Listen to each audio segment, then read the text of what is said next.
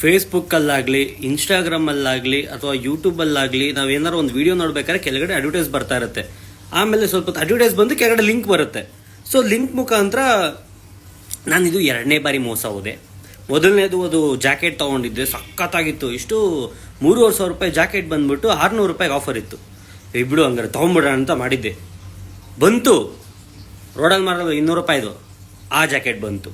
ಹೋಗ್ಲಿ ಅದನ್ನು ರಿಟರ್ನು ಮಾಡಿದೆ. ನೋಡಿದ್ರೆ ಆಮೇಲೆ ನನ್ನ ನಂಬರೇ ಬ್ಲ್ಯಾಕ್ ಲಿಸ್ಟು.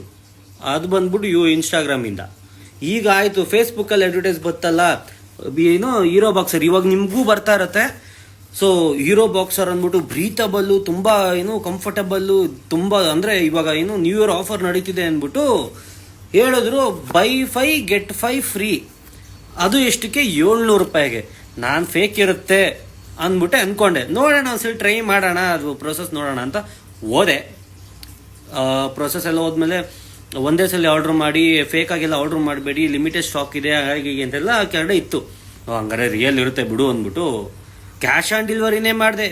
ಈಗ ಬತ್ತು, ಹೋಗ್ಲಿ ಬರೋದು ಬತ್ತು. ಹೀರೋ ಬಾಕ್ಸರ ಬಂತು. ಇದು ಯಾವ್ದ್ಯಾವುದೋ ಬ್ರ್ಯಾಂಡ್ಗಳು ಬಂದೈತಿ, ಲೋಕಲ್ ಬ್ರ್ಯಾಂಡ್. ಅದು 10 ಬಂದೈತಾ? ಇಲ್ಲ, 4 ಬಂದಿರೋದು.